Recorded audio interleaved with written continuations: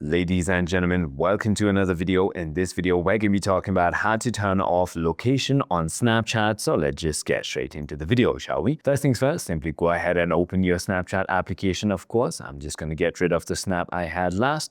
All you need to do is click on your profile icon on the top left of your screen and click on the top right gear icon. Once you've done that, all you need to do is scroll a little down until you find the permissions section. Simply go ahead and click on that, and then on the location tab you can simply go ahead and disable it. If you don't know how to disable it from here or didn't understand it, you can simply head to your settings right over here, and now what you want to do is simply go ahead and open your apps right over here and then scroll all the way down until you go ahead and find your Snapchat. Click on that, and all you need to do is on location, make sure it is on never. It is as simple as that. I hope this video clarifies everything for you. If you have further more queries, feel free to comment down below, and I'll see you on the next one.